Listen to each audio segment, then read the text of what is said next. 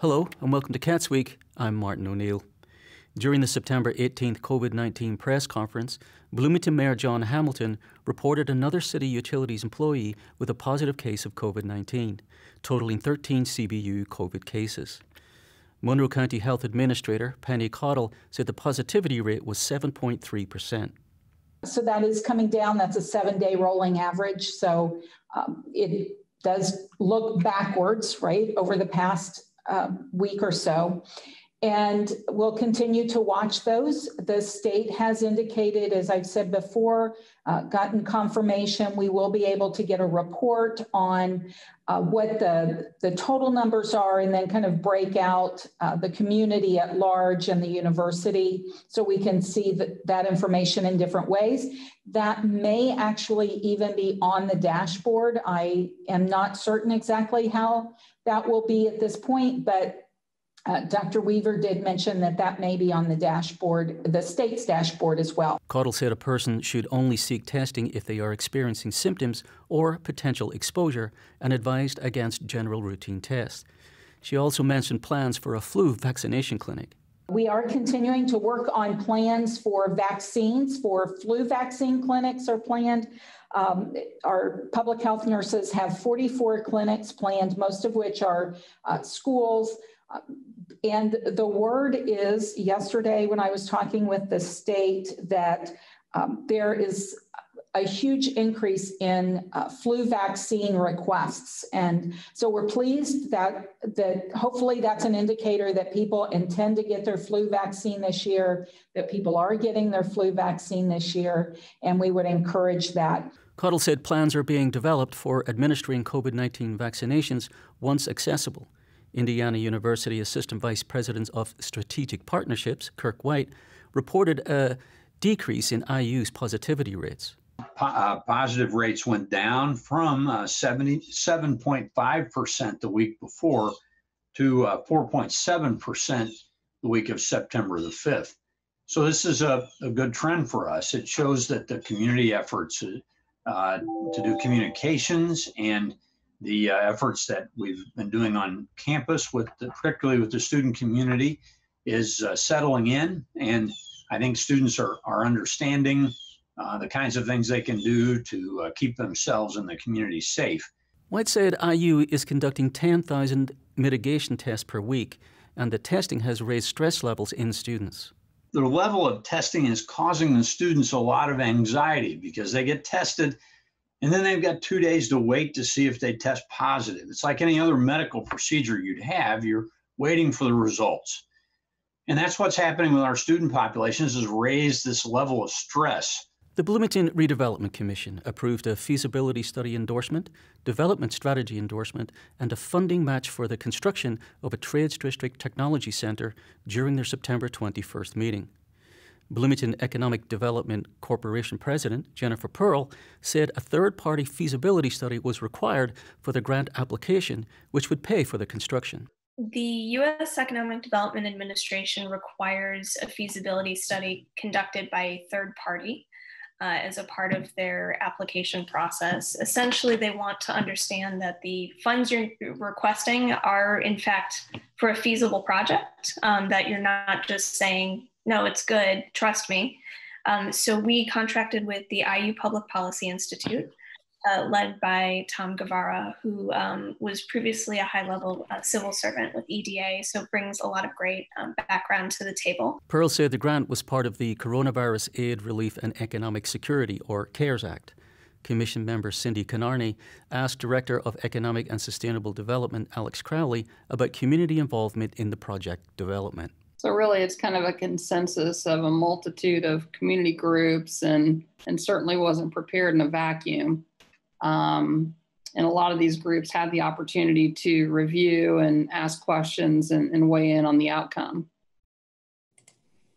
Yeah, that's right. I mean, but to be fair to, I think like you, they will want a deeper participation in the next round. But recognize that, the time frame we were all working under was an important one to try to stick with. The Redevelopment Commission approved a percentage funding match for the total grant amount. Canarney clarified the percentage with Crowley and Special Projects Manager Cassia Goodman. So if they come back and say the amount of federal funding is $6 million, the match amount would be about 25% of that? 20. Yeah, 20. so Cindy, the 7 million plus number is actually the number that the EDA would put on the table. And then on top of that, we would put the 20% of the local match for the total, which is the amount that was listed in the presentation. Okay. But Cindy, this is Kaisa. You're correct that we would be giving 25% as much, but a total of 1/5 for the 80-20 match. Goodman said if the grant funding amount is less than requested, the RDC would pay less. During the September 21st meeting, Director of Economic and Sustainable Development, Alex Crowley, requested a letter of recommendation for the Trades District Technology Centre from the Bloomington City Council Sustainability Development Committee. Crowley said the centre would be funded by a grant from the CARES Act. The CARES Act provided $1.5 million. And again, it was to help communities prevent, prepare for, and respond to coronavirus. The EDA has determined that an economic injury from the pandemic constitutes what it called a special need, and therefore they automatically made eligibility possible nationwide for these funds, and that the applicants did not need to demonstrate additional economic distress to be eligible. Crowley said the Technology Centre would construct critical infrastructure and facilities that will support economic recovery and job creation. Bloomington Economic Development Corporation President Jennifer Pearl said technology is a key cluster for job growth and could strengthen other industries. The broad buckets include connections with resources in the area, as well as support for talent attraction and growth. Many times tech talent don't realize that there are opportunities for them beyond maybe the university or the larger institutions. And we would also be working with workforce development programs to ensure the local talent is skills ready for these industries. Another bucket of support would be advisory services. Many times companies are great at their individual technologies, but they may need some support when it comes to knowing how to run HR or do marketing or other things like that. So there would be support provided through the center for that. Another bucket is funding connections with local funding, whether it's angel investing or other funds that are available, and support for those companies that may wish to go after grants, such as SBIR and STTR. The Richland Bean Blossom School Board approved the second 9-week learning plan during their September 21st school board meeting. Superintendent Jerry Sanders said that some considerations were made because of local COVID-19 positivity rates. I took a look at that and looked at what the case count and what the percentage of the population that had a positive case for the area codes of, well, all of Monroe County to compare, but specifically we added, 47429, 47433, 47460, and looked at those percentages versus the zip codes for more of the Bloomington area. And that factored into our decision to try to go back more full-time. Sanders said that comparable school districts had success with in-person learning. He made a distinction between elementary children and high schoolers.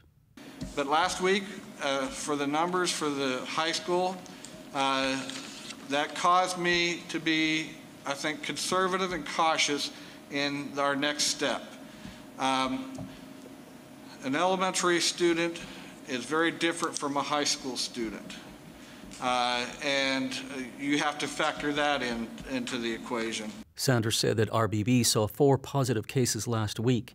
He proposed high school level grades remain in hybrid learning. My recommendation is pretty much what I shared last Friday with K-8 going back 4 days, Monday, Tuesday, Thursday, Friday, with Wednesday being e-learning day for deep cleaning. And for now, we continue the hybrid at the high school level. Sanders disclosed more in-person learning could result in more positive cases, contact tracing, and quarantine. He clarified that students could change their learning options until October 16th. Secretary Deborah Mary said students must confront present circumstances. I think it's really critical. I was telling somebody earlier, I noticed a family walking the other day. The two parents and the older child looked like junior high age, no mask. But the two little bitty kids had their mask on. And so I think it's critical for parents to make our high school and even junior high kids, social life is just a big thing to them. And if they want to be in school, they've got to understand how important it is for them to live their life outside of school, almost like they're in quarantine. Be very cautious where they go, and it's just like they said, sharing water bottles and things that kids have always done. You just can't do that right now. Sanders said a final decision on the plan, based on data and guidance from the Monroe County Health Department and Indiana State Health Department, would be made on October 2nd and implemented on October 16th. Assistant Superintendent of Curriculum and Instruction, Dr. Marquet Winston, presented an update on virtual and in-class learning to the Monroe County Community School Board. He spoke of 4 different teaching methods during the September 22nd meeting. Option 1 is that teachers would deliver live instruction to the entire class, either in a whole group format or small group. Option 2, teacher live streams. In other words, they deliver instruction synchronously, so that students that are learning from home can also participate with students who are learning in the classroom. 3, teachers might pre-record his or her lesson, post it on Canvas, and then hold live support sessions for students that might need additional support. And 4, the teacher simply posts lessons and instructions on Canvas. Teachers have the opportunity to use any one of these or any combination of them or any additional methods of delivery. Winston said teachers created interactive online materials for students at home. Board member Sue Wanzer asked Winston about increase in teachers' workloads. Has this increased our teachers' workload and burden on teachers because of this need to teach people online and in person at the same time? I would say everybody's working harder than they've probably ever worked in their entire career. I would agree with that, yes. From what I have seen from everyone here. Yes. And one of the suggestions or requests that was made was that we have a half day devoted to teacher prep. Is that legal for us to cut out that amount of learning time for students? I mean, would the state of Indiana allow us? I think there's certainly flexibility in what we could look at. Mm-hmm. I know that our principals have been working very closely with our teachers who are doing online and in person, trying to give them some additional layers of support. Okay. Looking at additional lesson plans that others may be helping to create to kind of lessen the burden on some of them. Superintendent Dr. Judy DeMuth said a certain number of school hours and 180 days of school are required for each grade. She mentioned school days could be extended or added to accommodate teacher planning. Board member Keith Klein asked Winston about online success rates. Do you know of any studies that are comparing the online versus the face-to-face success or learning levels, or some way of saying, well, the kids online are learning just as well as the kids face-to-face, or the kids face-to-face are doing much better than the kids online? Anything like that? Do we have any statistical evidence? I haven't read any recent, in these last 6 months regarding that, but we definitely know the benefits of in-person instruction far exceed any opportunity that would happen online. Board member Brandon Surr asked about a mask policy for students. DeMuth said if a mask appears unfit, personal protective equipment could be provided to any student. She relayed MCCSC has a storage unit full of PPE for students and staff. The Bloomington Board of Park Commissioners approved a contract with the Monroe County Fairgrounds for the 2020 Pumpkin Launch. Community Events Coordinator Bill Ream described the event's COVID-19 precautions during the September 22nd meeting. That will include the elimination of the of several hands-on activities that we normally have, and we are adding what I'm calling social circles painted on the grass for people to sit on or stand in. And these are similar to what we do at the movies and concerts. And of course, we'll be limiting the attendance at any one time to the number allowed by the county health department. And currently at 150, and I suspect it will be that as well. And we might, we're currently looking at maybe possibly running a couple different entry times to increase the number of people that can see the event. Reams said 3 categories of youth, student and adult teams will compete. The launch will be held on October 24th. And we'll have more from CATSweek right after this.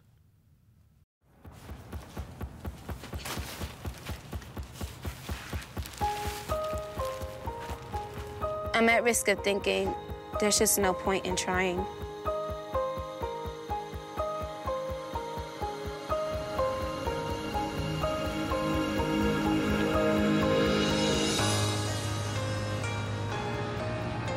I'm at risk of looking in the mirror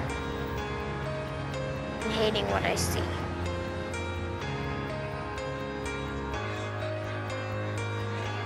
I'm at risk of regretting what I do, just to join the crowd.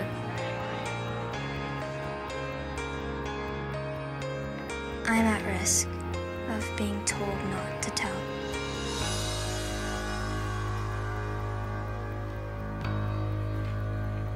And you would never know it by looking at me. But with Girls Inc. in my corner, there for me every day, believing in me, showing me what's possible, I can be strong enough to respect myself and my body. To say I can rather than I can't. To say no with no apology. To be a leader. To finish school. To own my future. To break the cycle. Girls Inc. believes every girl can succeed. That's why the trained professionals of Girls Inc. are there for our girls every day, supporting, mentoring, and guiding them in a safe, girls-only environment. Building bonds that last for years and change that lasts a lifetime. Girls Inc. gives girls the tools they need to boldly face challenges, to resist peer pressure, to be the first in their families to go to college, to beat the odds.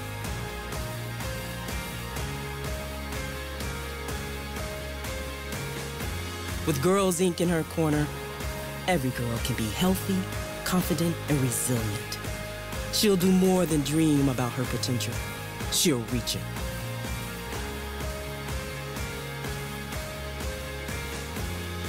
With you in my corner. With you in my corner, I will not be another statistic. I will fight for myself. For my future. With you in my corner, I will win. Fuel her fire and she will change the world. Girls Inc. Inspiring all girls to be strong, smart, and bold.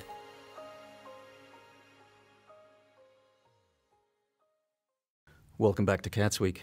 The Monroe County Commissioners discussed a contract with the Guardian LLC for diversity training not to exceed $325,000 during the September 23rd meeting.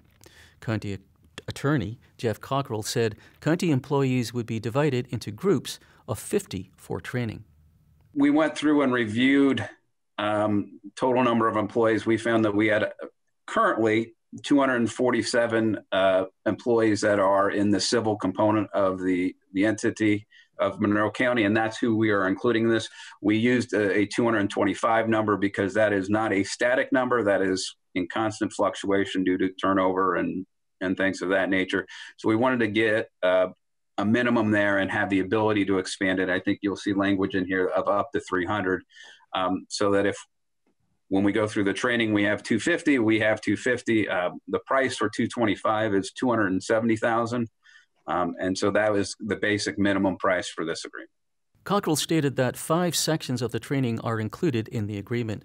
Commissioner Julie Thomas said the sections are action-oriented.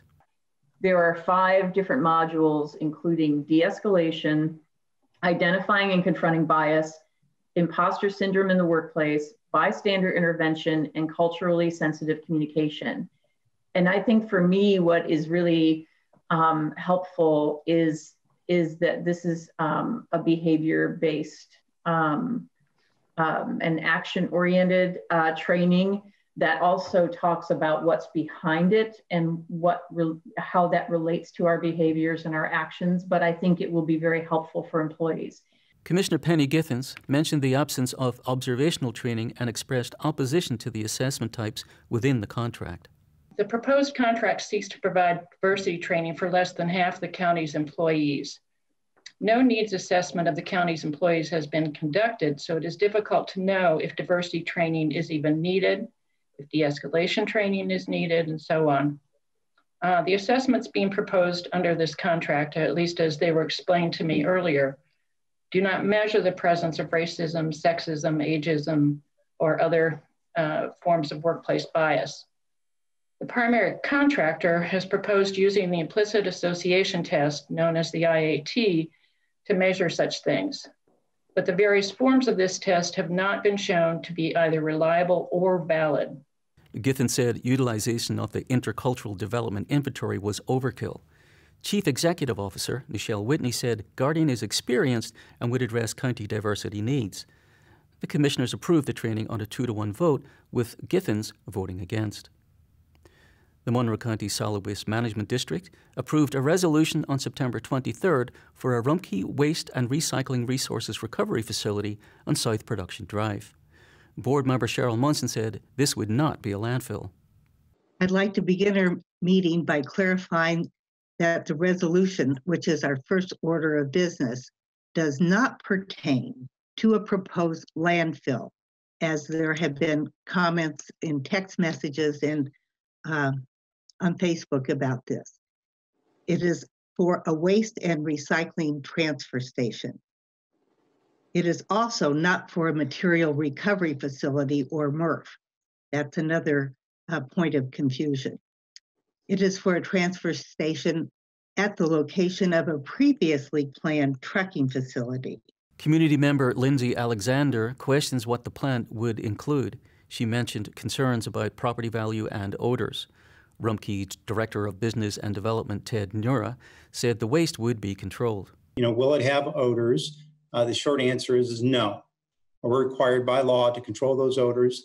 The waste and recyclables will be dumped inside. It'll all be moved in and out daily. So it's not a repository, as it were. It's not a landfill. There won't be an accumulation of waste or recyclables on site of any significance. So as far as property values go, that's a broader question. Nura said the surrounding land uses complement their proposed use. Resident Denise Robertson mentioned road deterioration. Consultant Christina Selbert said a traffic study and pavement analysis would be conducted. When we talk about the redundancy that it's going to provide, the concern that maybe this would cause material to back up and end up being here for a longer period of time, really this facility will prevent those types of circumstances from arising in the county by giving a second option in case your existing facility down the road would become unavailable or would have some backup of material. This is an overflow possibly, but we still have to comply with those state regulations, and we need to move that material out every day. At the end of the day, we do have to clean the floor. We have to wash down the floor on a routine basis according to the permit. All that wash water gets handled as a sanitary sewer material. So we have to either collect it in a tank or we have to send it in the sewer system. We have to have the proper permits for that. And it's not going to be running off and running out of the building. With consent from the district, Rumpke still requires approval from the Monroe County Commissioners, Planning Commission, and the Board of Zoning Appeals. The Bloomington City Council discussed the support of 2 Black Lives Matter street murals during their September 23rd meeting. City Clerk Nicole Bolden presented the resolution. This resolution endorses the painting of 2 Black Lives Matter murals in the public right-of-way, one on Elm Street in Bloomington and one at a downtown Bloomington location to be determined, and calls on the Board of Public Works to permit this use of public right-of-way for public art that supports the cause of anti-racism and promotes justice and equality for our Black and Brown residents and visitors. Assistant Director for the Arts, Sean Starowitz, said the 2 street murals were proposed by the Banneker Center Advisory Commission. He said public art can lead to policy changes. Facility Coordinator Eric Pearson said the murals represent the views of the Banneker Center Advisory Council. This proposal reflects the opinion of the Banneker Community Center Advisory Council only and does not necessarily represent the view of the City of Bloomington. The Banneker Community Center Advisory Council is composed of residents who serve as volunteers to inform and advise their fellow residents, city staff, and elected officials. This proposal is for informational purposes only. Advisory Council member Nichelle Whitney said one mural would be located on Elm Street and the other downtown mural location is to be determined. She mentioned 3 local artists of color will design each word of the Elm Street mural. Whitney asked for a partnership of accountability along with the murals. But while we know that we could dream up a list all day of all the things that we would love to see, we're really interested in partnering with you guys in a working session, a working meeting, not at this time, but a time where we can get together and talk about some shared objectives and accountability points that the council feels that they can commit to, the Banneker Advisory Council, as well as the City Council. Councilmember Jim Sims hopes the murals will spur meaningful community dialogue. The committee approved the resolution with Councilmember Dave Rollo abstaining. And that's all for CATSweek. Thanks for joining us. For CATS and WFHB, I'm Martin O'Neill.